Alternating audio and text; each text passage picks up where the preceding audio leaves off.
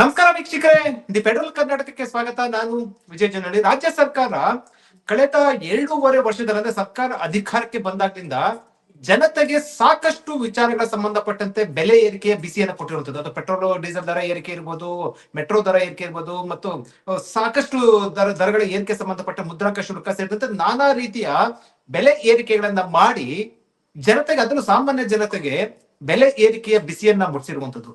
ಅದರ ಜೊತೆಗೆ ಈಗ ಮತ್ತೊಂದು ಬೆಲೆ ಏರಿಕೆಗೆ ಮುಂದಾಗಿರುವಂತದ್ದು. ವಿದ್ಯುತ್ ದರ ಏರಿಕೆ ಸಂಬಂಧಪಟ್ಟಂತೆ ಬಹುತೇಕ ನಿರ್ಧಾರ ಕೈಗೊಳ್ಳುವ ಸಾಧ್ಯತೆ ಇರುವಂತದ್ದು. ಈ ಬಗ್ಗೆ ಸಂಬಂಧಪಟ್ಟಂತೆ ಕೆಇಆರ್ಸಿ ಈಗ ಅದಕ್ಕೆ ಮನವಿಯನ್ನ ಕೊಟ್ಟಿರುವಂತ, ಅಂದ್ರೆ ಕೆಇಆರ್ಸಿಗೆ ಎಸ್ಕಾಂ ಎಲ್ಲಾ ವಿದ್ಯುತ್ ಶಕ್ತಿಯ ಮಂಡಳಿಗಳು ಮನವಿಯನ್ನ ಕೊಟ್ಟಿರುವಂತದ್ದು ವಿದ್ಯುತ್ ದರ ಏರಿಕೆ ಮಾಡುವ ಸಂಬಂಧಪಟ್ಟಂತೆ. ಗ್ರಾಹಕರು ಈಗಾಗಲೇ ಬೆಲೆ ಏರಿಕೆ ಬಿಸಿಯಿಂದ ತತ್ತರಿಸಿರುವಂತ ಹಿನ್ನೆಲೆಯಲ್ಲಿ ಈಗ ಇದರ ಅವಶ್ಯಕತೆ ಇತ್ತ? ಯಾಕಾಗಿ ಬೆಲೆ ಏರಿಕೆ ಮಾಡ್ತಾ ಇದ್ದಾರೆ? ಮತ್ತೆ ಗ್ರಾಹಕರ ನೋವು ಯಾರು ಕೇಳಬೇಕಾಗಿದೆ? ಈ ಸಂಬಂಧಪಟ್ಟಂತೆ ಮಾತಾಡೋಕೆ ಕರ್ನಾಟಕ ವಿದ್ಯುತ್ ಬಳಕೆದಾರರ ಸಂಘದ ಕಾರ್ಯದರ್ಶಿಗಳಾದಂತ ಜ್ಞಾನಮೂರ್ತಿ ನಮ್ಮ ಜೊತೆ ಇದ್ದಾರೆ. ಅವ್ರು ಏನ್ ಹೇಳ್ತಾರೆ ಈ ಸಂಬಂಧಪಟ್ಟಂತೆ ಅನ್ನೋದು ಕೇಳ್ತಾ ಹೋಗೋಣ. ಸರ್, ಕಾರ್ಯಕ್ರಮಕ್ಕೆ ಸ್ವಾಗತ. ನಮಸ್ಕಾರ. ನಮಸ್ಕಾರ ಸರ್, ಈಗ ನಿಮ್ಗೂ ಸುದ್ದಿ ಬಂದಿದೆ, ಕೆಇಆರ್ಸಿಗೆ ಎಲ್ಲಾ ಎಸ್ಕಾಂಗಳು ಕೂಡ ಮನವಿಯನ್ನ ಕೊಟ್ಟಿದೆ, ವಿದ್ಯುತ್ ದರ ಏರಿಕೆ ಮಾಡ್ಬೇಕು ಅನ್ನೋ ಸಂಬಂಧಪಟ್ಟ ಕಾರಣವನ್ನು ಕೂಡ ಕೊಟ್ಟಿರೋದು. ಕಾರಣ ನಾವು ಮುಂದೆ ಮಾತಾಡ್ತಾ ಹೋಗೋಣ. ಈಗ ಮೊದಲನೇದಾಗಿ ಕಳೆದ ವರ್ಷವೂ ಕೂಡ ಏರಿಕೆ ಮಾಡಿರುವಂತದ್ದು. ಈಗ ವಿದ್ಯುತ್ ದರ ಬಹುತೇಕವಾಗಿ ಮಾರ್ಚ್ ತಿಂಗಳಲ್ಲಿ, ಅಂದ್ರೆ ಮುಂದಿನ ತಿಂಗಳಲ್ಲಿ ಏರಿಕೆ ಆಗುವಂತ ಸಾಧ್ಯತೆ ಇರುವಂತದ್ದು. ಇದ್ರ ಬಗ್ಗೆ ತಮ್ಮ ಅಭಿಪ್ರಾಯ ಸರ್? ಸರ್, ನಮ್ಮ ಇದ್ರ ಬಗ್ಗೆ ಅಭಿಪ್ರಾಯ ಕೇಳಿದ್ರೆ ನಾನು ಒಪ್ಪೋದಿಲ್ಲ. ಇದನ್ನ ನಾವು ಖಂಡಿಸ್ತೀವಿ. ಇದನ್ನ ಇವರು ಏನೋ ಎಸ್ಕಾಂಗಳು ಬೇರೆ ಬೇರೆ ಕಡೆ ಕೆಇಆರ್ಸಿನ ಕರೆಸ್ಬಿಟ್ಟು ಮೀಟಿಂಗ್ ಮಾಡಿದ್ರು. ಆಗ ನಮ್ಮ ಸಂಘಟನೆಯಿಂದ ನಾವು ಪ್ರತಿನಿಧಿಸ್ಬಿಟ್ಟು ನಾವು ಮಾತಾಡಿದೀವಿ. ಅಲ್ಲಿ ಮೈಸೂರಲ್ಲಾಗಿರ್ಬೋದು ಅಥವಾ ಬೆಂಗಳೂರಲ್ಲಾಗಿರ್ಬೋದು, ಗುಲ್ಬರ್ಗ, ಮತ್ತೆ ಇವತ್ತು ಕೂಡ ಹುಬ್ಳಿಲಾಗಿದೆ. ಅಲ್ಲಿ ನಮ್ಮ ಸಂಘಟನೆಯಿಂದ ಹೋಗಿ ನಮ್ಮ ಒಂದು ಪ್ರತಿಭಟನೆನ, ನಾವೊಂದು ಅಬ್ಜೆಕ್ಷನ್ ಲೆಟರ್ ನಾವು ಕೊಟ್ಟಿದ್ವಿ. ಒಂದು ಏನಕ್ಕೆ ಅಂತ ಹೇಳಿದ್ರೆ, ಅವರು ಈಗ ಯಾಕೆ ಜಾಸ್ತಿ ಮಾಡ್ತಾ ಇದೆ ಅಂತ ಹೇಳಿದ್ರೆ, ಒಂದು ಹೇಳ್ತಾ ಇರೋದು ಕಾರಣ ಮುಖ್ಯವಾಗಿ ಅವರು ಲಾಸ್ ಆಗಿದೆ. ನಮ್ಗೆ ಲಾಸ್ ಅಂದ್ರೆ ಯಾಕೆ ಲಾಸ್ ಆಗಿದೆ? ಅದು ಮೊದಲನೇದಾಗಿ ಅವರು ಇನ್ಎಫಿಷಿಯನ್ಸಿಯಿಂದಾಗಿ, ಉದಾಹರಣೆಗೆ ಅವರು ಡಿಸ್ಟ್ರಿಬ್ಯೂಷನ್ ಲಾಸ್ ಆಗಿದೆ ಅಂತ ಒಂದು ಕಾರಣ ಕೊಡ್ತಾರೆ. ಇನ್ನೊಂದು ಬೇರೆ ಏನು ಆದಾಯಕ್ಕೆ ಏನ್ ಬರ್ಬೇಕಾಯ್ತು ಹಣ, ಅದನ್ನ ಪೂರ್ತಿ ಕಲೆಕ್ಟ್ ಮಾಡಿಲ್ಲ ಅಂತ ಹೇಳ್ತಾರೆ. ಹೀಗಾಗಿ ನಮ್ಗೆ ಲಾಸ್ ಆಗಿದೆ. ಒಟ್ಟು ಹೆಚ್ಚು ಕಡಿಮೆ ಅವರು ಈ ಬೆಂಗಳೂರಿನಲ್ಲೇ 2,805 ಕೋಟಿಯನ್ನು ತೋರಿಸ್ತಿದ್ದಾರೆ. ಒಟ್ಟು 4,000 ಕೋಟಿ, 4,900 ಕೋಟಿ ನಮ್ಗೆ ಕೋತಾಗಿದೆ, ಲಾಸ್ ಆಗಿದೆ. ಕೊಡ್ಬೇಕು. ಈ ನಿಟ್ಟಿನಲ್ಲಿ ಗ್ರಾಹಕರ ಮೇಲೆ ಹೊರೆ ಹಾಕೋದು ಅಂತ ಹೇಳ್ತಾ ಇರುವಂತದ್ದು. ಹೌದು ಹೌದು ಹೌದು ಹೌದು. ಒಂದು ಪ್ರಶ್ನೆ ಅಂತ ಹೇಳಿದ್ರೆ, ಇವರು ನೋಡಿ ಸರ್, ನನಗೆ ಗೊತ್ತಿರೋಂಗೆ ಕಳೆದ ಒಂದು 3 ವರ್ಷ ಹಿಂದೆನೆ ಕೂಡ ಸುಮಾರು 4,000 ಕೋಟಿಗೂ ಹೆಚ್ಚು ಹಣ ಬರೀ ಸರ್ಕಾರಿ ಸಂಸ್ಥೆಗಳಿಂದ ಬರ್ಬೇಕಾಯ್ತು. ಉದಾಹರಣೆಗೆ ಪಂಚಾಯತ್ ರಾಜ್ ಮಿನಿಸ್ಟ್ರಿಂದ ಆಗಿರ್ಬೋದು, ಅಥವಾ ಬೇರೆ ಬೇರೆ ಡಿಪಾರ್ಟ್ಮೆಂಟ್ ಇಂದ ಬರ್ಬೇಕಾಯ್ತು. ಅದು ಬಂದಿದ್ಯಾ? ಅದು ಕಲೆಕ್ಟ್ ಆಗಿದೆಯಾ ಅನ್ನೋದು ಮುಖ್ಯವಾದ ಪ್ರಶ್ನೆ. ಅದು ಬಂದಿದ್ಯಾ?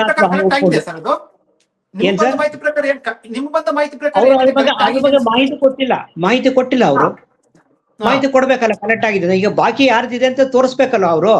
ಈಗ ಲಾಸ್ಟ್ ತೋರಿಸ್ತಾರಲ್ಲ, ಎಲ್ಲಿ ಈಗ ಇನ್ಎಫಿಷಿಯನ್ಸಿ ಕಲೆಕ್ಟ್ ಮಾಡಿಲ್ಲ ಅವ್ರಿಗೆ, ಎಲ್ಲಿ ಕಲೆಕ್ಟ್ ಮಾಡಿದ್ರೆ ಎಲ್ಲಿ ಬಾಕಿ ಇದೆ, ಯಾರು ಕೊಟ್ಟಿ ಅಂತ ನೀವು ಬೆಳಗ್ಗೆ ತರಬೇಕಲ್ಲ ಅದನ್ನ. ಆದ್ರೆ ಜನರಿಗೆ ಒದಗಿಸ್ಬೇಕಲ್ಲ ಸರ್, ಅದನ್ನ ಮಾಡ್ತಾ ಇಲ್ವಲ್ಲ. ಅದು ನಮ್ಮ ಪ್ರಶ್ನೆ. ಈಗ ಹೇಳಿ ಹೇಳಿ. ಅವ್ರ ಜೊತೆಗೆ ಏನಂತ ಹೇಳಿದ್ರೆ, ನೋಡಿ, ಪ್ರತಿ ಸಲ ಅವರು ಲಾಸ್ಟ್ ನ ತೋರಿಸ್ಬಿಟ್ಟು ಜನಗಳ ತಲೆ ಮೇಲೆ ಹಾಕ್ತಾರೆ.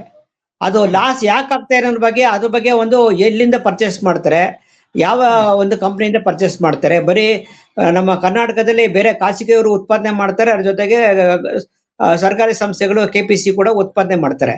ಎಲ್ಲಿಂದ ಎಷ್ಟು ಉತ್ಪಾದನೆ ಮಾಡ್ತಾರೆ, ಯಾರು ಎಷ್ಟು ಜಾಸ್ತಿ ಕೊಡ್ತಾ ಇದ್ದಾರೆ, ಎಷ್ಟು ಕಡಿಮೆ ಕೊಡ್ತಾ ಇದ್ದಾರೆ ಅದ್ರ ಬಗ್ಗೆ ಸ್ಪಷ್ಟವಾದ ಮಾಹಿತಿ ನಮಗೆ ಬರ್ಬೇಕಲ್ಲ.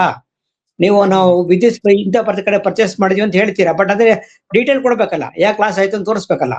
ಅದ್ರ ಜೊತೆಗೆ ಭ್ರಷ್ಟಾಚಾರ ಈಗಲೂ ಕೂಡ ಇದೆ. ಎಲ್ಲಾ ಡಿಪಾರ್ಟ್ಮೆಂಟ್ ಇರುತ್ತಾ, ಇಲ್ಲೂ ಕೂಡ ಇದೆ. ಅದ್ರ ಬಗ್ಗೆ ಯಾಕೆ ಕ್ರಮ ತೆಗೆದುಕೊಳ್ತಾ ಇಲ್ಲ? ಅದನ್ನ ಮುಖ್ಯವಾದ ಪ್ರಶ್ನೆ. ಲಾಸ್ ಆಗೋದಕ್ಕೆ ಅದು ಮುಖ್ಯವಾದ ಕಾರಣ. ಅದನ್ನ ಎಲ್ಲೋ ಅವ್ರು ಬೆಳಕು ಬರ್ತಾ ಇಲ್ಲ. ನಾವು ಕೇಳ್ತಾರೆ ಅದನ್ನೇ ನಾವು ಈಗ. ಸರ್, ಈಗ ನೀವು ಭೇಟಿಯಾದಂತ ಸಂದರ್ಭದಲ್ಲಿ ಅಥವಾ ಈ ಚರ್ಚೆ ಆದಂತ ಸಂದರ್ಭದಲ್ಲಿ ತಮ್ಮನ್ನು ಕೂಡ, ಅಂದ್ರೆ ಕರ್ನಾಟಕ ವಿದ್ಯುತ್ ಬಳಕೆದಾರರ ಸಂಘದಿಂದ ಕೂಡ ಆಹ್ವಾನ ಇರುತ್ತೆ. ಈ ಒಂದು ಮನವಿ ಬಂದಂತ ಸಂದರ್ಭದಲ್ಲಿ ತಾವು ಭಾಗಿಯಾದಂತ ವೇಳೆ ಏನೇನೆಲ್ಲ ಚರ್ಚೆ ಆಯ್ತು, ಅವ್ರೇನ್ ಕೇಳು, ನೀವೇನ್ ಆಕ್ಷೇಪಣೆ ವ್ಯಕ್ತಪಡಿಸಿದ್ರಿ ಸರ್, ಸಲ್ಲಿಸಿದ್ರೆ? ಹೇಳ್ತೀನಿ ಸರ್. ನೋಡಿ, ರವಿಕುಮಾರ್ ಅನ್ನೋರು ಯಾರಿದ್ದಾರೆ, ಅವರು ಕಮಿಷನರ್ ಅವರು ಮೀಟಿಂಗ್ ಮಾಡಿದಾಗ ಅವ್ರು ಏನ್ ಹೇಳೋದು ಅಂದ್ರೆ, ನಾವು ಪ್ರತಿಯೊಂದು ಮೀಟಿಂಗ್ ಅಲ್ಲಿ ನಮ್ಮವ್ರು ಹೋದಾಗ ಈ ಸಲ ದರ ಏರಬೇಕೆ ಚರ್ಚೆ ಇಲ್ಲ, ಅದ್ ಬಿಟ್ಟು ಬೇರೆದೆಲ್ಲ ಚರ್ಚೆ ಮಾಡ್ತೀವಿ, ಅದೆಲ್ಲ ಆಗೋಗ್ಬಿಟ್ಟಿದೆ ಅಂತ ಹೇಳಿದ್ರು ಅವರು. ಮತ್ತೆ ಈಗ ಅಲ್ಲಿ ಮುಖ್ಯವಾದ ಸಭೆಯಲ್ಲಿ ಏನು ಮೈಸೂರಲ್ಲಾಗಿರ್ಬೋದು ಅಥವಾ ಗುಲ್ಬರ್ಗ ಆಗಿರ್ಬೋದು, ಬೆಂಗಳೂರು ಆಗಿರ್ಬೋದು, ನಮ್ಮವ್ರು ಅಟೆಂಡ್ ಮಾಡಿದಾಗ ಏನ್ ಹೇಳಿದ್ರೆ ದರದ ಬಗ್ಗೆ ಚರ್ಚೆ ಇಲ್ಲ ಅಂದ್ರೆ ನೀವು ಯಾಕೆ ಕರಿತೀರಾ ಮೀಟಿಂಗ್ ನ? ಬರೀ ಟೆಕ್ನಿಕಲ್ ಇಶ್ಯೂ ಬಗ್ಗೆ ಕರೆದ್ರೆ ಸಾಕಾಗುತ್ತಾ? ಮುಖ್ಯವಾಗಿ ಜನಗಳಿಗೆ ಪ್ರಶ್ನೆ ಇರೋದು ಮುಖ್ಯವಾಗಿ ದರ ಏರಿಕೆ ಆಗುತ್ತಾ ಇಲ್ಲ ಅಂತ. ಅದ್ರ ಬಗ್ಗೆ ನೀವು ಹೌದು. ಚರ್ಚೆ ಮಾಡಿದ್ರೆ ಅದ್ರ ಬಗ್ಗೆ ಮೊದ್ಲೇ ಚರ್ಚೆ ಆಗೋಗ್ಬಿಟ್ಟಿದೆ, ಈಗ ಚರ್ಚೆ ಇಲ್ಲ ಅಂತ ಹೇಳಿದ್ರೆ ಅರ್ಥ ಏನು? ನೀವು ಏನೋ ನಾಮಕಾವಸ್ಥೆಗೆ ಮೀಟಿಂಗ್ ಮಾಡ್ತೀರಾ, ಅಲ್ಲಿ ಕೂಡ ಈಗ ಏನು ಬೆಸ್ಕಾಂ ಅವ್ರು ಹೇಳ್ತಾರೆ ದರ ಈಗ ಲಾಸ್ ಆಗಿದೆ ಅಂತ, ಅದಕ್ಕೆ ಪೂರಕವಾಗಿ ನಾವು ಸ್ವಲ್ಪ ಬೆಲೆ ಜಾಸ್ತಿ ಮಾಡ್ಬೇಕಾಗುತ್ತೆ ಅಂತ ಹೇಳ್ತೀರಾ. ನಾನು ಬೆಂಗಳೂರಲ್ಲಿ ಆಗಿರ್ತಕ್ಕಂಥ ಮೀಟಿಂಗ್ ನಾನು ನೇರವಾಗಿ ಭಾಗವಹಿಸಿದ್ದೆ. ಅಲ್ಲಿ ನಮ್ಮ ಪ್ರಶ್ನೆ ಇತ್ತು ನಮ್ಮ ಸಂಘಟನೆಯಿಂದ, ಸರ್ ನೀವು ದರ ಏರಿಕೆ ಮಾಡ್ತೀರಾ ಇಲ್ವಾ, ಅದಕ್ಕೆ ಉತ್ತರ ಕೊಡಿ ಅಂತ ಹೇಳಿದೆ. ಅದಕ್ಕೆ ಅವ್ರು ಏನ್ ಹೇಳೋದು ಅಂತ ಹೇಳಿದ್ರೆ, ಇಲ್ಲ ಅದ್ರ ಬಗ್ಗೆ ಯೋಚನೆ ಮಾಡ್ತೀವಿ, ಈಗ ಬೆಸ್ಕಾಂ ಅವರೆಲ್ಲ ಈಗ ಅವರು ಏನೋ ಲಾಸ್ ಅಂತ ಹೇಳಿದ್ದಾರೆ, ಅದ್ರ ಬಗ್ಗೆ ನಾವು ಚರ್ಚೆ ಮಾಡಿ ಆಗ್ಬೋದು ಆಗದೇ ಇರ್ಬೋದು, ಮೋಸ್ಟ್ಲಿ ಆಗ್ಬಹುದು ಅಂತ ಈ ತರ ಉತ್ತರ ಕೊಡ್ತಾರೆ. ಈ ನಿಗದಿತವಾಗಿ ಎಷ್ಟಾಗುತ್ತೆ ಎಷ್ಟಾಗಲ್ಲ ಯಾಕೆ ಮಾಡ್ತಾ ಇದೀವಿ ಅನ್ನೋದನ್ನ ಸ್ಪಷ್ಟವಾಗಿ ಹೇಳ್ತಾ ಇಲ್ಲ. ಅದನ್ನ ಸ್ಪಷ್ಟವಾಗಿ ಹೇಳ್ಬೇಕಲ್ಲ, ಹೌದು. ಅಟ್ಲೀಸ್ಟ್ ಜನತೆಗೆ ಹೇಳ್ಬೇಕಲ್ಲ. ಅವರು ಪಬ್ಲಿಕ್ ಹೇಳ್ಬೇಕು, they called for public grievance ಅಂತ, ಪಬ್ಲಿಕ್ ಇಂದ ಒಪಿನಿಯನ್ ಅಂತ ಕರೀತಾರೆ. ಅಲ್ಲೂ ಕೂಡ ಸ್ಪಷ್ಟವಾದ ಉತ್ತರ ಕೊಡಲ್ಲ KERC ಅದ್ರ ಬಗ್ಗೆ ನಮ್ದು ಅಬ್ಜೆಕ್ಷನ್ ಇದೆ. ಯಾಕಂದ್ರೆ ಪಬ್ಲಿಕ್ ಗ್ರೀವೆನ್ಸ್ ಅಂದಾಗ ಪಬ್ಲಿಕ್ ಮಾತನ್ನ ಕೇಳಿ ಅವರ ಅಹವಾಲನ್ನ ಕೇಳಿ ನಂತರ ಮುಂದೆ ತೀರ್ಮಾನ ಕೈಗೊಳ್ಬೇಕು. ಮತ್ತೆ ಅವರು ಮತ್ತೆ ನಿಮ್ ಸಭೆ ಕರೆಯಂತದ್ದು ಅನ್ಸೈಂಟಿಫಿಕ್ ಆಗಿ ಸಭೆ ಕರೀತಾರ ಅಂದ್ರೆ ನಿಮ್ಗೆ ಏನು ಮಾಹಿತಿ ಕೊಡದೆ ಅಥವಾ ನೀವು ಏನು ಮಾತ್ರ ಕೇಳಿದ್ರೆ ಮಾಹಿತಿ ಕೊಡೋದಿಲ್ಲ? ಅವ್ರು ಏನ್ ಹೇಳ್ತಾರೆ, ಫಸ್ಟ್ ಆಫ್ ಆಲ್ ಹೇಳೋದಂದ್ರೆ ನಮ್ಮ ಕರೆದಿರೋದು ಬೇರೆ ಟೆಕ್ನಿಕಲ್ ಇಶ್ಯೂ ಬಗ್ಗೆ ಮಾತಾಡ್ತಾರೆ. ಯಾವ ರೀತಿ ಇತ್ತು ಮೊದಲು, ಈಗ ಏನ್ ಮಾಡಿದೀವಿ, ಎಷ್ಟು ಇಂಪ್ರೂವ್ಮೆಂಟ್ ಆಗಿದೆ ಅಂತ ಹೇಳ್ತಾರೆ. ಅದ್ರ ಜೊತೆಗೆ ಟೆಕ್ನಿಕಲ್ ಬಗ್ಗೆ okay we can agree, but along with technical the important issue is the whether they are going to increase, ಬೆಲೆ ಏರಿಕೆ ಜಾಸ್ತಿ ಮಾಡ್ತಾರ, ವಿದ್ಯುತ್ ದರ ಜಾಸ್ತಿ ಮಾಡ್ತಾರ, ಅದ್ರ ಬಗ್ಗೆ ಚರ್ಚೆ ಆಗ್ಬೇಕು. ಅದಾಗೋದು ಬಹಳ ಕಡಿಮೆ ಅದು. ಓಕೆ ಸರ್, ಈಗ ಫ್ರೀ ಗ್ಯಾರಂಟಿಯಿಂದ ಏನಾದ್ರು ಕೂಡ ಇದು ಹೊಡೆತ ಬೀಳ್ತಾ ಇದೆಯಾ ಅಥವಾ ಅದರ ಒಂದು ಭಾರ ಜಾಸ್ತಿ ಆಗ್ತಾ ಇದೆಯಾ ಅಂತ ಅನ್ಸುತ್ತಾ?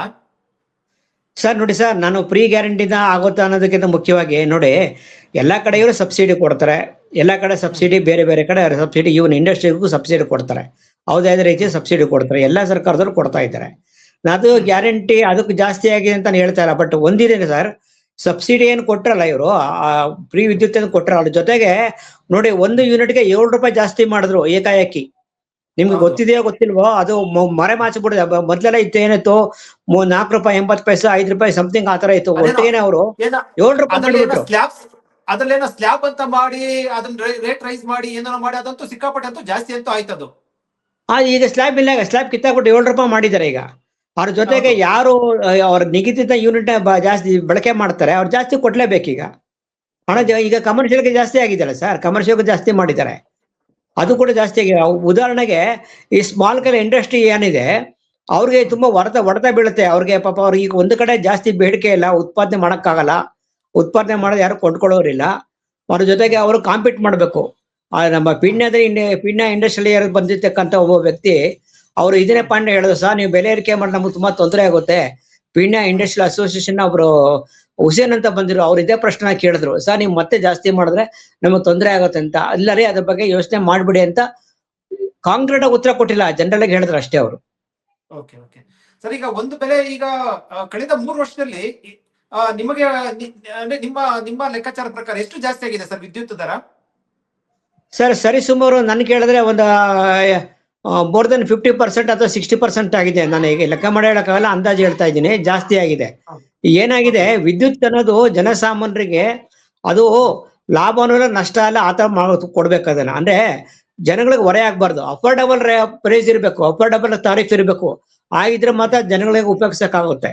ನೀವು ಎಲ್ಲಾ ಅದನ್ನು ಕೂಡ ನೀವು ಲಾಭ ನಷ್ಟ ತರ ಯೋಚನೆ ಮಾಡಿದ್ರೆ ತುಂಬಾ ಕಷ್ಟ ಆಗುತ್ತೆ. ಯಾಕಂದ್ರೆ ಸ್ವಾತಂತ್ರ್ಯ ಬಂದ್ಮೇಲೆ ವಿದ್ಯುತ್ತನ್ನ ಏನು ಎಲ್ಲಾ ಕಡೆ ಡಿಸ್ಟ್ರಿಬ್ಯೂಷನ್ ಮಾಡಕ್ಕೆ ಏನ್ ಕಂಪ್ನಿಗಳು ಶುರು ಮಾಡಿದ್ರು, ಬೇರೆ ಉದಾಹರಣೆಗೆ ಬೇರೆ ಬೇರೆ ಪಬ್ಲಿಕ್ ಸೆಕ್ಟರ್ಗಳು, ಸ್ಟೇಟ್ ಆಗಿರ್ಬೋದು, ಸೆಂಟ್ರಲ್ ಗವರ್ಮೆಂಟ್ ಆಗಿರ್ಬೋದು, ಅವರಲ್ಲಿ ತಂದ ಏನು ಉದ್ದೇಶ ಅಂತ ಹೇಳಿದ್ರೆ ಎಲ್ಲಾ ರೀತಿಯ ಎಲ್ಲಾ ಬಡ ಜನರಿಗೆ, ಎಲ್ಲಾ ರೈತರಿಗೆ, ಎಲ್ಲಾ ಜನಸಾಮಾನ್ಯರಿಗೆ ವಿದ್ಯುತ್ ಬೇಕು. ಇವತ್ತು ವಿದ್ಯುತ್ ಇಲ್ಲ ಅಂದ್ರೆ ಏನೇ ಕೆಲಸ ಮಾಡಕ್ಕಾಗಲ್ಲ. ಇವತ್ತು ಸಮಾಜ ಮುಂದಕ್ಕೆ ಹೋಗ್ಬೇಕು ಅಂದ್ರೆ ವಿದ್ಯುತ್ ಬೇಕೇ ಬೇಕು. ಮೊಬೈಲ್ ಚಾರ್ಜ್ ಮಾಡಬೇಕು, ಮತ್ತೊಂದು ಬೇಕು, ವಿದ್ಯುತ್ ಏನು ಕೆಲಸ ಆಗಲ್ಲ. ಆಗಿರ್ಬೇಕಾದ್ರೆ ಅದನ್ನ ಅಫೋರ್ಡಬಲ್ ರೇಟ್ ಇರ್ಬೇಕಲ್ಲ ಸರ್, ಅದು ನಮ್ ಪಾಯಿಂಟ್.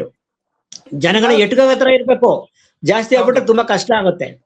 ಹೌದು ಸರ್, ಈ ಪ್ರತಿ ಬಾರಿ ವಿದ್ಯುತ್ ದರ ಏರಿಕೆ ಆದಾಗ ಸರ್ಕಾರದಿಂದ ಒಂದು ರೆಡಿಮೇಡ್ ಉತ್ತರ ಇರುತ್ತೆ, ಸಿದ್ಧ ಉತ್ತರ ಇರುತ್ತೆ. ಅದು ಅಟಾನಮಸ್ ಬಾಡಿ ನಾನು ಏನು ಮಾಡಕ್ಕಾಗುದಿಲ್ಲ, ಅವರು ಚರ್ಚೆಯನ್ನ ಮಾಡಿ ಸಭೆಯನ್ನ ನಡೆಸಿ ತೆಗೆದುಕೊಂಡಿದ್ದಾರೆ ಅಂತ ಹೇಳ್ಬಿಡ್ತಾರೆ. ಅದು ಅಂತ ಮಾತಾಡೋದು ಅದು ಎಲ್ಲಾ ವಿಷಯದಲ್ಲೂ ಮೆಟ್ರೋದಲ್ಲೂ ಅದೇ ಬರುತ್ತೆ. ಇದರಲ್ಲೂ ಹಂಗೆ ಬರ್ತದೆ. ಬಟ್ ಏನಂದ್ರೆ ಅವ್ರಿಗೆ ಯಾವಾಗ ಬೇಕೋ ಮಾಡಿಸ್ತಾರೆ, ಯಾವಾಗ ಬೇಕೋ ಸ್ಟಾಪ್ ಮಾಡ್ತಾರೆ. ಅವ್ರ ಗೌರ್ಮೆಂಟ್ಗೆ ಹಕ್ಕಿದೆ, ಅವ್ರಿಗೆ ರೈಟ್ಸ್ ಇದೆ ಸರ್ಕಾರಕ್ಕೆ. ಅದನ್ನ ಈಗ ನೋಡಿ ಸಾರಿ ಈಗ ನೀರಿನ BWSS ಕೂಡ ಹಂಗೆ ಮಾಡಕ್ ಹೊರಟಿದ್ದಾರೆ. ಅದು ಆಟೋನಮಸ್ ಮಾಡಿ ಅದನ್ನು ಕೂಡ ಅವ್ರು ಅದನ್ನ ಬೆಲೆ ಜಾಸ್ತಿ ಮಾಡ್ಬೇಕಾ ಬೇಡ ಅವ್ರು ಡಿಸೈಡ್ ಮಾಡ್ಬೇಕು ಅಂತ. ಆಕ್ಚುಲಿ ನೋಡಿ ಸರ್, ಸರ್ಕಾರ ಕೈಲಿ ಪವರ್ ಇದೆ, ಅವ್ರು ಬೇಕಾದ್ರೆ ಡಿಸೈಡ್ ಮಾಡ್ಬೋದು. ಬೇಕಾದ್ರೆ ಅವ್ರಿಗೆ ಸರ್ಕಾರ ಅವ್ರಿಗೆ ಹೇಳ್ಬೋದು ಕಡಿಮೆ ಮಾಡಕ್ಕೆ ಬೇರೆ ವ್ಯವಸ್ಥೆ ಮಾಡ್ಕೊಡಿ ಅಂತ ಹೇಳ್ಬೋದು. ಆದ್ರೆ ಸರ್ಕಾರ ಮಾಡ್ತಾ ಇಲ್ಲ.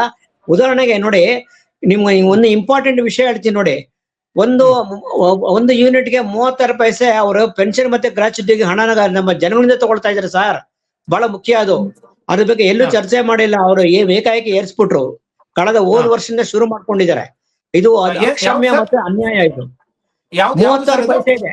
36 ಪೈಸೆ ಪ್ರತಿ ಯೂನಿಟ್ಗೆ ಗ್ರಾಹಕರಿಂದ ಕಲೆಕ್ಟ್ ಮಾಡ್ತಾರೆ. ಏನಕ್ಕೆ ಅಂದ್ರೆ ಪೆನ್ಷನ್ ಮತ್ತೆ ಗ್ರಾಚ್ಯುಟಿ, ವರ್ಕರ್ಸ್ ಕೊಡ್ಬೇಕಾದ ಪೆನ್ಷನ್ ಮತ್ತೆ ಗ್ರಾಚ್ಯುಟಿಗೆ ಈ ಹಣ ತೆಗೆದುಕೊಂಡು ಹೋಗ್ತಾ ಇದ್ದಾರೆ. ಪಬ್ಲಿಕ್ ಹಣನ ಅಂದ್ರೆ ನಮ್ಮ ಪ್ರತಿಯೊಂದು ಬಿಲ್ಲಿಂದ ಕಲೆಕ್ಟ್ ಮಾಡ್ತಾ ಇದ್ದಾರೆ. ವಿದ್ಯುತ್ ಬಿಲ್ಲಿಂದ. ಹೌದು ಸರ್, ಬಿಲ್ಲಲ್ಲಿ ಬರ್ತಾ ಇದೆ ನೋಡಿ. 36 ಪೈಸೆ ಒಂದು ಯೂನಿಟ್ಗೆ ಪೆನ್ಷನ್ ಮತ್ತೆ ಗ್ರಾಚ್ಯುಟಿ ಕಲೆಕ್ಟ್ ಮಾಡ್ತಿದ್ದಾರೆ. ನಮ್ಮ ಅಹವಾಲು ಅಂತ ಹೇಳಿದ್ರೆ, ಸರ್ಕಾರ ಇದುವರೆಗೂ ಕೂಡ ಮ್ಯಾನೇಜ್ ಮಾಡಿದೆ. ಅವ್ರ ಟ್ರಸ್ಟ್ ಮತ್ತೊಂದು ಮಾಡ್ಕೊಂಡು ಆ ದುಡ್ಡನ್ನ ಅವರು ಸರ್ಕಾರದಿಂದ ಬೊಕ್ಕಸನ್ನು ಕೊಟ್ಬಿಟ್ಟು ಅವ್ರಿಗೆ ಪೆನ್ಷನ್ ಗ್ರಾಚ್ಯುಟಿ ಕೊಟ್ಟಿದ್ದಾರೆ. ಈಗ ನೀವ್ ಯಾಕೆ ಹೊಸದಾಗಿ ಜನಗಳ ದುಡ್ಡಿಂದ ನೀವು ಕಲೆಕ್ಟ್ ಮಾಡಿ ಕೊಡ್ತಾ ಇದ್ದೀರಾ? ಈ ಸರಿನಾ? ಇದು ನಮ್ ಮೊದ್ಲೇ ಜನಗಳಿಗೆ ಹೊರೆ ಆಗಿದೆ, ಇನ್ಫ್ಲೇಷನ್ ಆಗಿದೆ, ಮತ್ತೊಂದಾಗಿದೆ, ಎಲ್ಲ ಬೆಲೆಗಳು ಜಾಸ್ತಿ ಆಗಿದೆ. ನೀವು ಬೇರೆ ರೀತಿ ಸುಲಿಗೆ ಮಾಡೋದು, ಅದು ಫಿಕ್ಸ್ಡ್ ರೇಟ್ ಆಗಿರ್ಬೋದು. ನಿಮ್ಗೆಲ್ಲ ಗೊತ್ತಿರಬೇಕು, ಫಿಕ್ಸ್ಡ್ ರೇಟ್ ನ ಪ್ರತಿ ಸಲ ಜಾಸ್ತಿ ಮಾಡ್ತಾರೆ. ಆಮೇಲೆ ಬೇಸಿಗೆ ಕಾಲದಲ್ಲಿ ಇನ್ನೊಂದು ಜಾಸ್ತಿ ಮಾಡ್ತಾರೆ ಸರ್. ಆಮೇಲೆ ಫ್ಯೂಲ್ ಅಡ್ಜಸ್ಟ್ಮೆಂಟ್ ಚಾರ್ಜಸ್ ಅಂತ FAC ಅಂತ ಮಾಡ್ತಾರೆ. ಅದ್ರ ಮೂಲಕ ಒಟ್ಟಾರೆ ಬೇರೆ ಬೇರೆ ವಿಧಾನದ ಮೂಲಕ ದುಡ್ಡ ಕಲೆಕ್ಟ್ ಮಾಡ್ತಾರೆ. ಅದು ನಮ್ಮ ವಿರೋಧ ಇದೆ ಅದರ ಬಗ್ಗೆ. ಈ ಮೂಲಕ ನೀವು ಸರ್ಕಾರಕ್ಕೆ ಹೇಳಕ್ ಬಯಸ್ತೀರಿ ಸರ್. ಯಾಕಂದ್ರೆ ಈಗ ಸರ್ಕಾರ ಅಂದ್ರೆ ನೀವ್ ಹೇಳಿದ ಒಂದು ಅಂಶ ಬಹಳ ಪ್ರಮುಖವಾಗಿರುತ್ತದೆ. ಯಾಕಂತಂದ್ರೆ ಅಟಾನಮಸ್ ಬಾಡಿ ಅಂತ ಅವ್ರು ನುಡ್ಸ್ಕೊಳಕ್ ಸಾಧ್ಯನೇ ಇಲ್ಲ. ಯಾಕಂದ್ರೆ ಇದು ಪ್ರಸ್ತಾವನೆ ಕೊಟ್ಟಿರುವಂತದ್ದೇ ನಿಮ್ಗೆ ಸರ್ಕಾರದ ಅಡಿಯಲ್ಲಿ ಬರುವಂತಹ ಸಂಸ್ಥೆಗಳು ಅಂದ್ರೆ ಇಲಾಖೆ ವಿದ್ಯುತ್ ಶಕ್ತಿ ಸಂಸ್ಥೆಗಳು ಎಲ್ಲ ಎಸ್ಕಾಂ ಕೊಟ್ಟಿರುವಂತದ್ದು. ಸೊ ಈ ಮೂಲಕ ಸರ್ಕಾರಕ್ಕೆ ನೀವು ಏನ್ ಹೇಳಕ್ ಬಯಸ್ತೀರಾ? ಸರ್ಕಾರಕ್ಕೆ ಇಚ್ಛಾಶಕ್ತಿ ಇದ್ರೆ ಅದನ್ನ ಕಡಿಮೆ ಮಾಡ್ಬೋದು. ಸರ್ಕಾರ ತಲೆ ಹಾಕ್ಬೇಕು, ಅದ್ರ ಬಗ್ಗೆ ಗಮನ ತರಬೇಕು. ಇದೇ KERC ಅವ್ರು ಏನ್ ಹೇಳಿದ್ರೆ, ಅದು ನಮ್ಮ ಪಾಲಿಸಿ ಇಲ್ಲ, ಅವ್ರಿಗೆ ಗೌರ್ಮೆಂಟ್ ಬಿಟ್ಟಿದ್ದು, ಅವ್ರು ಡಿಸೈಡ್ ಮಾಡ್ತಾರೆ ಅಂತ ಅವರೇ ಹೇಳ್ತಾರೆ ಮೀಟಿಂಗ್ ಅಲ್ಲಿ. ನಾವು ಬೇರೆ ವಿಷಯದ ಬಗ್ಗೆ 36 ಪೈಸೆ ಯಾಕೆ ಜಾಸ್ತಿ ಮಾಡಿದ್ವಿ ಅಂತ ಕೇಳಿದಾಗ, ಇಲ್ಲ ಸರ್ ಅದು ಗೌರ್ಮೆಂಟ್ ಡಿಸಿಷನ್ ಅಂತ ಹೇಳ್ತೀರಾ. ಅಂದ್ರೆ ನಿಮ್ಗೆ ಅಧಿಕಾರ ಇಲ್ಲ, ಗೌರ್ಮೆಂಟ್ ಡಿಸೈಡ್ ಮಾಡಿದ್ರೆ ನೀವು ಒಪ್ಕೊಳ್ತೀರಾ ಅದನ್ನ. That is the meaning. ಇದೇ 36 ಪೈಸೆ ಬಗ್ಗೆ ಚರ್ಚೆ ಬಂತು, ಮೊನ್ನೆ ಕೂಡ ಚರ್ಚೆ ಬಂತು. 36 ಪೈಸೆ ಯಾಕೆ ಜಾಸ್ತಿ ಮಾಡಿದ್ದೀರಾ, ಯಾಕೆ ಹಾಕಿದಿರಾ ನೀವು ಒಂದು ಯೂನಿಟ್ಗೆ ಅಂತ. ಇಲ್ಲ ಸರ್ ಗೌರ್ಮೆಂಟ್ ಪಾಲಿಸಿ ನಾವೇನ್ ಮಾಡಕ್ಕಾಗಲ್ಲ ಅಂತ ಹೇಳಿದ್ರು ಅವರು. ಈಗ ಮುಂದಿನ ಚುನಾವಣೆಗಳಿದೆ, ಎಲ್ಲವೂ ಕೂಡ ಗಮನ ಇಟ್ಕೊಂಡು ಸರ್ಕಾರ ಒಂದು ತೀರ್ಮಾನ ಅಂದ್ರೆ ವಿದ್ಯುತ್ ದರ ಏರಿಕೆ ಮಾಡಿದ್ರೆ ಸಾಮಾನ್ಯ ಜನರು ಇದ್ರ ಪಾಠ ಕಲಿಸ್ತಾರೆ ಅಂತ ಅನ್ಸುತ್ತಾ? ಸರ್ ಏನಂದ್ರೆ ಒಂದು ನಾನು ಪ್ರಶ್ನೆ ಬಂತಂದ್ರೆ ಸರ್, ಇದು ಯಾಕೆ ಪ್ರಶ್ನೆ ಬಂತಂದ್ರೆ, ಇತ್ತೀಚೆಗೆ ಒಂದು ವಿಚಾರ ಮೆಟ್ರೋ ದರ ಏರಿಕೆ ಸಂಬಂಧಪಟ್ಟಂತೆ ನಾವು ಚರ್ಚೆ ಮಾಡ್ತಾ ಇದ್ರಿ. ಅವಾಗ ಅಂದ್ರೆ ಅವರು ಸಂಘದ ಅಧ್ಯಕ್ಷರು ಅಥವಾ ತಜ್ಞರು ಇವರೆಲ್ಲ ಹೇಳ್ತಾ ಇದ್ರು, ಸರ್ ನಾವು ಎಷ್ಟೊಂತ ನಾವು ಹೋರಾಟ ಮಾಡಕ್ಕಾಗುತ್ತೆ, ಜನರು ಕೂಡ ಅಂದ್ರೆ ಸಾರ್ವಜನಿಕರು ಕೂಡ ಇದರಲ್ಲಿ ಭಾಗಿಯಾಗಬೇಕು, ಅವರು ಕೂಡ ತಮ್ಮ ಒಂದು ಪ್ರತಿರೋಧವನ್ನು ತೋರಿಸ್ಬೇಕು ಅಂತ ಅಭಿಪ್ರಾಯ ವ್ಯಕ್ತಪಡಿಸ್ತಾ ಇದ್ರು. ಪ್ರತಿ ಸರಿ ಈಗ ವಿದ್ಯುತ್ ದರ ಏರಿಕೆ ನಿಮ್ ಸಾಮಾನ್ಯ ಜನರಿಗೆ ಸಾಕಷ್ಟು ಪರಿಣಾಮ ಬೀರುತ್ತೆ ನೇರವಾಗಿ. ಸೊ ಜನರು ಕೂಡ ಇದ್ರ ಅಂದ್ರೆ ಜನರು ಕೂಡ ಇದರ ವಿರುದ್ಧ ದನಿ ಎತ್ತಬೇಕಂತ ಅನ್ಸುತ್ತಲ್ವಾ ಸರ್? ಆ ಕೆಲಸನ ಮಾಡಕ್ ಪ್ರಯತ್ನ ಮಾಡ್ತಾ ಇದೀವಿ ಸರ್. ಏನಂದ್ರೆ ಗ್ರಾಹಕರ ವೇದಿಕೆನ ರಚಿಸ್ಕೊಂಡು ಅದ್ರ ಬಗ್ಗೆ ನಾವು ಹೋರಾಟ ಮಾಡ್ಲಿಕ್ಕೆ ಪ್ರಯತ್ನ ಮಾಡ್ತಾ ಇದೀವಿ. ಅವ್ರು ಅವೇರ್ನೆಸ್ ತರ್ತಾ ಇದೀವಿ. ಅವ್ರ ಜೊತೆಗೆ ಏನಾಗಿದೆ ಅಂತ ಹೇಳಿದ್ರೆ, ಇವತ್ತು ಸರ್ಕಾರದವರು ಬೇರೆ ಬೇರೆ ರೀತಿಯಲ್ಲಿ ಏನ್ ಮಾಡ್ತಾ ಇದ್ದಾರೆ, ಅದನ್ನ ನೀವು ಸ್ವಲ್ಪ ಹೋರಾಟ ಬೆಳೆದ್ರು ಕೂಡ ಅದನ್ನ ಗಮನ ಆಗ್ದೇನೆ ಮತ್ತೊಂದು ಏನು ಆಗಿಲ್ಲ ಅನ್ನೋ ತರ ತೋರ್ಸಕ್ಕೆ ಹೊರಟಿದ್ದಾರೆ. ಬಟ್ ನಮ್ಮ ಉದ್ದೇಶ ಇರೋದು, ಈ ವಿದ್ಯುತ್ ಶಕ್ತಿ ಪಾಲಿಸಿ ಇದೆಯಲ್ಲ ಸರ್, ಎಲೆಕ್ಟ್ರಿಸಿಟಿ ಬಿಲ್ 2022 ಅಂತ ಏನ್ ಬಂದಿದೆ, ಈಗ ಮತ್ತೆ 2025 ಅಂತ ಒಂದು ಎಲೆಕ್ಟ್ರಿಸಿಟಿ ಬಿಲ್ ಬಂದಿದೆ. ಅದು ಸೆಂಟ್ರಲ್ ಗೌರ್ಮೆಂಟ್ ಇಂದ ಬಂದಿದೆ ಸರ್. ಅದ್ರ ಬಗ್ಗೆ ತಮ್ಮ ಗಮನ ಹರಿಸ್ಬೇಕು ದಯವಿಟ್ಟು. ಅದರಲ್ಲೂ ಮುಖ್ಯವಾಗಿ ವಿದ್ಯುತ್ನ ಸಂಪೂರ್ಣವಾಗಿ ಖಾಸಗೀಕರಣ ಮಾಡಕ್ ಹೊರಟಿದ್ದಾರೆ. ವಿದ್ಯುತ್ ಖಾಸಗೀಕರಣ ಮಾಡಿದ್ರೆ ಮುಂದೆ ಬೆಲೆಗಳೆಲ್ಲ ವಿದ್ಯುತ್ ಶಕ್ತಿ ಬೆಲೆಗಳು ಜಾಸ್ತಿ ಆಗುತ್ತೆ. ಏನ್ ಇವತ್ತು ಪ್ರೈವೇಟ್ ಸೆಕ್ಟರ್ ಅಲ್ಲಿ ಏನು ಬೇರೆ ಬೇರೆ ಆಸ್ಪತ್ರೆಗಳೆಲ್ಲ ಇದೆ, ಅದೇ ತರ ಆಗುತ್ತೆ. ವಿದ್ಯುತ್ ಶಕ್ತಿನ ಖಾಸಗಿ ಹೊತ್ತು ಕೊಟ್ಬಿಟ್ರೆ ದೇರ್ ಇಸ್ ನೋ ಮೀನಿಂಗ್. ಅವ್ರು ಏನ್ ಮಾಡ್ತಾರೆ, ಎಷ್ಟು ಬೇಕು ಯಥೇಚ್ಛವಾಗಿ ಜಾಸ್ತಿ ಮಾಡ್ಕೊಂಡು ಹೋಗ್ತಾರೆ. ಈಗ ನಿಮ್ಗೆಲ್ಲ ಗೊತ್ತಿರ್ಬೇಕು, ಮೊಬೈಲ್ ಆ ಒಂದು ಪ್ರಯತ್ನ ನಡೀತಾ ಇದೆ ಅನ್ಸುತ್ತಲ್ವಾ ಖಾಸಗೀಕರಣ? ಖಂಡಿತ ನಡೀತಾ ಇದೆ. ಈಗ ವಿದ್ಯುತ್ ಶಕ್ತಿ ಕಂಪನಿಗಳ ಮಾಡಿರೋ ಉದ್ದೇಶನ ಅದಕ್ಕೋಸ್ಕರ ಸರ್. ಮೊದಲಿದ್ದು KEB ಮಾತ್ರ ಇತ್ತು. ಕರ್ನಾಟಕ ಎಲೆಕ್ಟ್ರಿಸಿಟಿ ಬೋರ್ಡ್ ಅಂತ ಮಾತ್ರ ಇತ್ತು. ಅದನ್ನ ಬದಲಾಯಿಸ್ಬಿಟ್ಟು ಅವರು ಬೇರೆ ಬೇರೆ ಬೆಸ್ಕಾಮು, ಚೆಸ್ಕಾಮು, ಮೆಸ್ಕಾಮು, ಎಸ್ಕಾಮ್ ಅಂತ ಮಾಡಿದ್ರು. ಇದೆಲ್ಲ ಮಾಡ್ಕೊಂಡೆ ಈಗ ಕ್ರಮೇಣವಾಗಿ ಈಗ ವಿದ್ಯುತ್ ಶಕ್ತಿ ಉತ್ಪಾದನೆ ಖಾಸಗಿ ಹೊರತು 50% ಇದೆ ಒಟ್ಟಾರೆ ನಮ್ಮ ಭಾರತದಲ್ಲಿ, ಮೋರ್ ದನ್ 50%. ಈಗ ಇನ್ನೇನ್ ಮಾಡಕ್ ಹೊರಟಿದ್ದಾರೆ, ಎಲ್ಲಾ ಕಡೆ ಖಾಸಗೀಕರಣ ಮಾಡಕ್ ಹೊರಟಿದ್ದಾರೆ. ಖಾಸಗೀಕರಣ ಮಾಡಿದ್ರೆ ಇಟ್ ಇಸ್ ನಥಿಂಗ್ ಬಟ್ ಅದು ನಿಮ್ಗೆ ಎಷ್ಟು ನೀವು ಹಣ ಇದೆ ತಗೋಬಹುದು, ವಿದ್ಯುತ್ ಇಲ್ದ ನಿನ್ ಮನೆ ನೀವು ಕುತ್ಕೋಪ ಸುಮ್ನೆ ಅಂತ ಹೇಳ್ತಾರೆ. ಸ್ಮಾರ್ಟ್ ಮೀಟರ್ ಕೂಡ ಅದೇ ಅದಕ್ಕೋಸ್ಕರ ತರ್ತಾ ಇದ್ದಾರೆ, ಸ್ಮಾರ್ಟ್ ಮೀಟರ್ ಕೂಡ. ಅವ್ರು ಹಾಕಿದ್ದೆ ರೇಟು ಮತ್ತೆ ಅವ್ರು ಕೊಟ್ಟಿದ್ದೆ ವಿದ್ಯುತ್. ಎಕ್ಸಾಕ್ಟ್ಲಿ ಸರ್, ಅದನ್ನೇ ದಟ್ಸ್ ನೀವ್ ಹೇಳಿದ್ ಕರೆಕ್ಟ್. ಅದು ಹಾಗೆ ಮಾಡ್ತಾ ಈಗ ಆಲ್ರೆಡಿ ಎಷ್ಟೋ ಕಡೆ ಅಸ್ಸಾಮಲ್ಲಿ ವಿದ್ಯುತ್ ಖಾಸಗೀಕರಣ ಮಾಡಕ್ ಹೊರಟ್ರು, ಪ್ರೀಪೇಯ್ಡ್ ಮೀಟರ್ ಹಾಕಿದ್ರು. ಅಲ್ಲೆಲ್ಲ ಪ್ರತಿಭಟನೆ ಮಾಡಿ ಅಲ್ಲಿರೋದು ಬಿಜೆಪಿ ಸರ್ಕಾರ. ಅವರು ಈಗ ಸದ್ಯಕ್ಕೆ ಸ್ಮಾರ್ಟ್ ಮೀಟರ್ನ ವಾಪಸ್ ತೆಗೆದುಕೊಂಡಿದ್ದಾರೆ. ಅದೇ ತರ ಪಶ್ಚಿಮ ಬಂಗಾಳದಲ್ಲಿ ಕೂಡ ಸ್ಮಾರ್ಟ್ ಮೀಟರ್ನ ವಾಪಸ್ಗೆ ತಡೆ ಹಿಡಿದಿದ್ದಾರೆ. ಎಲ್ಲಾ ಕಡೆ ಅವರು ನಮ್ಮಲ್ಲಿ ಸ್ಮಾರ್ಟ್ ಮೀಟರ್ ಇಶ್ಯೂ ಆಯ್ತಲ್ವಾ ಸರ್? ಇಲ್ಲ ಸರ್, ಅದು ಸ್ವಲ್ಪ ಮಟ್ಟಿಗೆ ಆಗಿದೆ, ಪೂರ್ತಿ ಇಲ್ಲ. ಸ್ಮಾರ್ಟ್ ಮೀಟರ್ ತಂದಿಲ್ಲ. ಸ್ಮಾರ್ಟ್ ಮೀಟರ್ ಹಾಕಿದ್ರೆ ಬೇರೆ ಬೇರೆ ಸ್ಮಾರ್ಟ್ ಮೀಟರ್ ನಮ್ಮಲ್ಲೂ ಕೂಡ ಅದು ಚರ್ಚೆ ಆಯ್ತಲ್ವಾ ಅಂತ. ಹೌದು ಸರ್, ಆಯ್ತು. ಅದು ತರಬೇಕು ಅಂತ ಇದ್ರೆ ನಾವು ವಿರೋಧ ಮಾಡ್ತಾ ಇದೀವಿ ಸ್ಮಾರ್ಟ್ ಮೀಟರ್ನ. ಓಕೆ ಸರ್, ಈಗ ಒಂದ್ ವೇಳೆ ಇದನ್ನ ಮೀರಿ ಕೂಡ ಸರ್ಕಾರ ಅಂದ್ರೆ ನಿಮ್ ಕೆಎಸ್ಸಿ ಇವಾಗ ಅವರು ಸರ್ಕಾರದಿಂದ ಪ್ರಸ್ತಾವನೆ ಹೋಗುತ್ತೆ, ಸರ್ಕಾರ ನಿಮ್ಗೆ ವಿದ್ಯುತ್ ಶಕ್ತಿ ಕಂಪನಿಯಿಂದ ಪ್ರಸ್ತಾವನೆ ಹೋಗುತ್ತೆ, ಕೆಎಸ್ಸಿ ಅದನ್ನ ಪರಿಶೀಲನೆ ಮಾಡಿ ನಿರ್ಧಾರವನ್ನು ಕೈಗೊಳ್ಳುತ್ತೆ. ಬಹುತೇಕವಾಗಿ ಹೆಚ್ಚಾಗುವಂತ ಅಂದ್ರೆ ವಿದ್ಯುತ್ ದರ ಬಹುತೇಕವಾಗಿ 35ರಿಂದ 50 ಪೈಸೆ ಹೆಚ್ಚಾಗುವಂತ ಸಾಧ್ಯತೆ ಇದೆ ಅಂತ ಹೇಳಲಾಗ್ತಾ ಇದೆ. ಅದನ್ನ ಮಾಡಿದ್ರೆ ನಿಮ್ಮ ಸಂಘದಿಂದ ಯಾವ ರೀತಿ ಹೋರಾಟ ಇರುತ್ತೆ ಅಥವಾ ಮುಂದಿನ ನಡೆಯಲಿರುತ್ತೆ ಸರ್? ಯಾಕಂದ್ರೆ ಮತ್ತೆ ಬೇರೆ ದಾರಿಯಲ್ಲಿ, ಯಾಕಂದ್ರೆ ಜನ ಅದನ್ನ ಅನುಭವಿಸ್ಲೇಬೇಕಾಗುತ್ತೆ ಸರ್. ಇದ್ರ ಬಗ್ಗೆ ನಾವು ಆಲ್ರೆಡಿ ಹೇಳಿದೀವಿ. ನಾವು ನಮ್ಮ ಎಲ್ಲೆಲ್ಲಿ ನಮ್ಮ ಶಕ್ತಿ ಮೀರಿ ನಮ್ಮ ಸಂಘಟನೆ ಇದೆ ಅಲ್ಲೆಲ್ಲ ಸೇರಿ ಪ್ರತಿಭಟನೆ ಮಾಡ್ತೀವಿ. ಅದರಲ್ಲೂ ಮುಖ್ಯವಾಗಿ ಗ್ರಾಮೀಣ ಪ್ರದೇಶದಲ್ಲಿ ನಮ್ಮ ಸಂಘಟನೆಗಳು, ನಾವು ರೈತ ಸಂಘಟನೆಗಳ ಜೊತೆ ಸೇರ್ಕೊಂಡು ಪ್ರತಿಭಟನೆ ಮಾಡ್ತೀವಿ. ಇದನ್ನ ಹಿಮ್ಮೆಟ್ಸಕ್ಕೆ ಪ್ರಯತ್ನ ಮಾಡ್ತೀವಿ ಸರ್. ಒಂದ್ ಕಡೆ ಕೊಡೋದು, ಒಂದ್ ಕಡೆ ಕಿತ್ಕೊಳ್ಳೋದು, ಈ ರೀತಿ ಪರಿಸ್ಥಿತಿ ಈ ರೀತಿ ಮಾಡಿದ್ರೆ ಹೌದು, ಅದನ್ನೇ ಮಾಡಕ್ ಹೊರಟಿದೆ ಸರ್ಕಾರ. ಒಂದ್ ಕಡೆ ಕೊಡೋದು. ಈಗ ಉದಾಹರಣೆಗೆ ನೋಡಿ, ಎಲೆಕ್ಟ್ರಿಸಿಟಿ ಬಿಲ್ ಅವ್ರು ಏನು ಇದು ಕೊಡ್ತಾ ಇದ್ದಾರೆ, ಕಡಿಮೆ ಯೂನಿಟ್ ಏನ್ ಕೊಡ್ತಾ ಇದ್ರೆ ಅಥವಾ ಬೇರೆ ಏನೋ ಕೊಡ್ತಾ ಇದ್ರೆ, ಅದೆಲ್ಲ ಕೂಡ ಸರ್ ತೆರಿಗೆ ಹಣ ನಾವೇ ತಾನೇ ಕೊಡೋದು. ಹೆಚ್ಚು ಕಡಿಮೆ ಸರ್ಕಾರ ಬೊಕ್ಕಸ ಹಣ ಕೊಡೋ ಯಾರು ಸರ್? ನಾವೇ ಕೊಡ್ತಾ ಇರೋದು. ಜನಸಾಮಾನ್ಯ ತೆರಿಗೆ ಹಣ ಕೊಡ್ತಾ ಇರೋದು. ಆ ತೆರಿಗೆ ಹಣನ ಈಗ ಬೇರೆ ರೀತಿಯಲ್ಲಿ ಡಿಸ್ಟ್ರಿಬ್ಯೂಟ್ ಮಾಡ್ತಾ ಇದ್ದಾರೆ ಅಷ್ಟೇ ಅವರು. ತುಂಬಾ ಧನ್ಯವಾದ. ಸರ್ಕಾರಕ್ಕೆ ಮನವಿ ಮಾಡ್ತೀನಿ ಸರ್. ಅಂದ್ರೆ ನಿಮ್ಮ ಸಂಘದಿಂದ ಏನಾದ್ರು ಕೂಡ ಸರ್ಕಾರಕ್ಕೆ ಮನವಿ ಪತ್ರ ಕೊಟ್ಟಿದ್ರ ಅಥವಾ ಭೇಟಿಯನ್ನ ಮಾಡಿದ್ದೀರಾ? ಒಂದ್ ಕಡೆ ಕೆಆರ್ಸಿ ನೀವು ಮನವಿ ಮಾಡಿದ್ದೀರಾ ಅಥವಾ ಚರ್ಚೆ ಸಂದರ್ಭದಲ್ಲಿ ಹೇಳಿದ್ದೀರಾ? ಮತ್ತೊಮ್ಮೆ ಏನಾದ್ರು ಮನವಿ ಮಾಡ್ತೀರಾ? ಮತ್ತೆ ಮನವಿ ಮಾಡ್ತಾ ಇದೀವಿ. ಯಾಕಂದ್ರೆ ಇವತ್ತಾನೆ ಎಸ್ಕಾಮ್ದು ಮೀಟಿಂಗ್ ಆಗಿದೆ, ನಾಳೆ ಮತ್ತೊಂದು ಮೀಟಿಂಗ್ ಇದೆ ಹುಬ್ಳಿನಲ್ಲಿ. ನೆನ್ನೆ ಇವತ್ತು ಕೂಡ ನಮ್ಮವ್ರು ಕೊಟ್ಟು ಬಂದಿದ್ದಾರೆ. ಅದಾದ್ಮೇಲೆ ನಾವು ಪವರ್ ಮಿನಿಸ್ಟರ್ಗೆ ಇದನ್ನ ಒಂದು ಮನವಿ ಪತ್ರ ಸಲ್ಲಿಸಕ್ಕೆ ಪ್ರಯತ್ನ ಮಾಡ್ತಾ ಇದೀವಿ. ಕೊಟ್ಬಿಟ್ಟು ಯಾವುದೇ ಕಾರಣಕ್ಕೂ ಸರ್ ಎಸ್ಕಾಂನವ್ರು ಮನವಿ ಮಾಡಿದ್ರು ಕೂಡ ಕೆಆರ್ಸಿ ಅಂದ್ರೆ ಏನು ಸಾರ್ವಜನಿಕರ ಅಥವಾ ಜನಸಾಮಾನ್ಯ ಗಮನದಲ್ಲಿ ಇಟ್ಕೊಂಡು ವಿದ್ಯುತ್ ದರ ಏರಿಕೆ ಮಾಡದೇನೆ ಇರ್ಬೋದಲ್ಲ? ಯಾಕಂದ್ರೆ ಈ ಹಿಂದೆ ಒಂದಷ್ಟು ಉದಾಹರಣೆಗಳು ಕೂಡ ಆಗಿದೆ. ಇವ್ರು ಜಾಸ್ತಿ ಕೊಟ್ಟಂತ ಸಂದರ್ಭದಲ್ಲಿ ಅದು ಕಡಿಮೆ ಮಾಡಿರುವಂತದ್ದು ಕೂಡ ಇದೆ. ಅದೇ ಸರ್, ಈಗ ಏನಂದ್ರೆ ಎಲ್ಲ ನಿಂತಿರೋದು ಸರ್ಕಾರದ ಮೇಲೆ. ಅವರು ಎಲೆಕ್ಷನ್ ನೋಡ್ಕೊಂಡು ಮತ್ತೊಂದು ನೋಡ್ಕೊಂಡು ಅವ್ರು ಜಾಸ್ತಿನೂ ಮತ್ತೊಂದು ಮಾಡ್ತಾರೆ. ನಾವು ಕೇಳ್ತಾ ಇರೋದು ಲಾಸ್ ಆಗೋದಕ್ಕೆ ಯಾಕೆ ಕಾರಣ ನೋಡಿ. ಒಂದ್ ಕಾಲದಲ್ಲಿ ಬೊಕ್ಕಸದಲ್ಲಿ ತುಂಬಾ ಹಣ ಇತ್ತು, ಪವರ್ ಸೆಕ್ಟರ್ ತುಂಬಾ ಹಣ ಇತ್ತು. ಈಗ ಕಡಿಮೆ ಆಗಿದೆ. ಯಾಕಾಗಿದೆ, ಯಾಕೆ ಲಾಸ್ ಆಗಿದೆ, ಅದ್ರ ಬಗ್ಗೆ ಚರ್ಚೆ ಆಗ್ಬೇಕು. ಅದ್ರ ಬಗ್ಗೆ ಒಂದು ಶ್ವೇತ ಪತ್ರ ತರಬೇಕು ಅವರು. ನೀವು ಕಾರ್ ಏನಕ್ಕೆ ಸಮಸ್ಯೆ ಆಗಿದೆ, ಸಮಸ್ಯೆಗೆ ಮೂಲಭೂತ ಪ್ರಶ್ನೆಗೆ ಕೈ ಹಾಕ್ಬಿಟ್ಟು ಅದನ್ನ ಬಗೆಹರಿಸೋದ್ರೆ, ನೀವು ಮತ್ತೆ ಬೆಲೆ ಜಾಸ್ತಿ ಮಾಡೋದ್ರಿಂದ ನಿಮ್ ಸಮಸ್ಯೆ ಬಗೆಹರಿಯಲ್ಲ. ಅದು ಎಟರ್ನಲ್ ಆಗಿ ನಡ್ಕೊಂಡು ಹೋಗ್ತಾನೆ ಇರ್ತಾರೆ. ನಾವು ಕೇಳೋದು ನಿಮ್ಮ ಸಮಸ್ಯೆಗೆ, ನಿಮ್ಮ ಲಾಸ್ಗೆ ಕಾರಣ ಏನು, ಅದನ್ನ ನೀವು ಕಂಡುಹಿಡಿಬೇಕು. ಎಲ್ಲಿ ಲಾಸ್ ಆಗ್ತಾ ಇದೆ ಅದಕ್ಕೆ ಕೈ ಹಾಕ್ಬೇಕು ನೀವು. ಅದನ್ನ ತಡೆದೇ ಹೇಳಿದವ್ರೆ ಮತ್ತೆ ಜಾಸ್ತಿ ಮಾಡೋದ್ರಿಂದ ಅದನ್ನು ಉಪಯೋಗ ಇಲ್ಲ ಅಂತ ನಮ್ಮ ಅಭಿಪ್ರಾಯ. ಜೊತೆಗೆ ಇದು ಜನಗಳಿಗೆ ಹೊರೆ ಆಗುತ್ತೆ.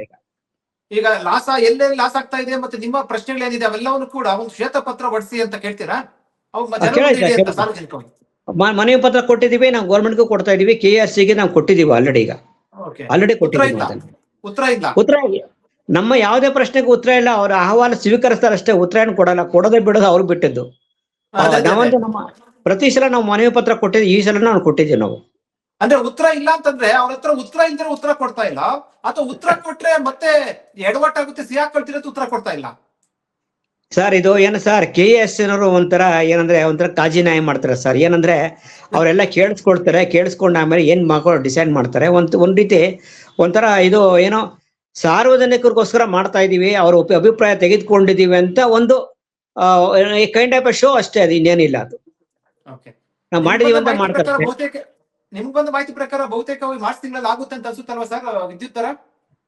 ಸರ್ ಇದು ಡಿಪೆಂಡ್ ಆಗುತ್ತೆ ಸರ್. ಇದು ಕಾರ್ಪೊರೇಷನ್ ಎಲೆಕ್ಷನ್ ಮನಸ್ಸು ಮುಂದಕ್ಕೆ ಹೋಗ್ಬೋದು. It's depends upon this political situation. If the election ಬರೋ ತರ ಇದ್ರೆ ಸ್ವಲ್ಪ ಮುಂದಕ್ಕೆ ಹೋಗ್ತಾರೆ ಅಷ್ಟೇ ಅವರು. Okay sir. ಅಷ್ಟೇ. Okay. ಕಾರ್ಪೊರೇಷನ್ ಎಲೆಕ್ಷನ್ ಬರೋವಾಗ ಎಲ್ಲಾ ಸೂಚನೆಗಳು ಇದೆಯಲ್ಲ ಸರ್, ನಿಮ್ಗೆ ಗೊತ್ತಿದೆ ಅಲ್ಲ. ಹೌದೌದೌದು. ಅದಕ್ಕೋಸ್ಕರ ತುಂಬಾ ಧನ್ಯವಾದ ಸರ್ ಮಾತಾಡೋದಕ್ಕೆ ಜ್ಞಾನಮೂರ್ತಿ ಸರ್. ನಮಸ್ಕಾರ ಸರ್. ನಮಸ್ಕಾರ. Thank you.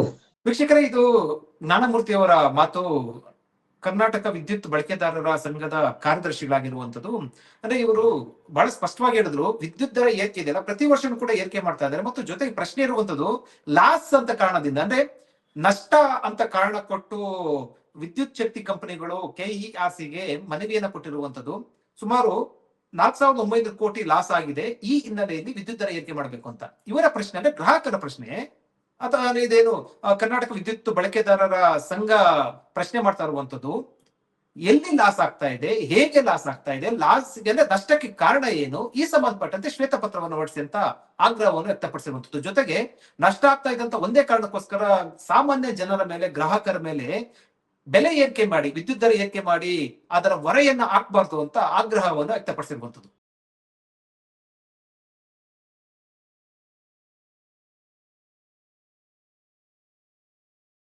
ಹೆಚ್ಚಿನ ಸುದ್ದಿ ಅಪ್ಡೇಟ್ಗೆ ಈಗಲೇ the federal Karnataka YouTube page ಅನ್ನು ಸಬ್ಸ್ಕ್ರೈಬ್ ಮಾಡಿ.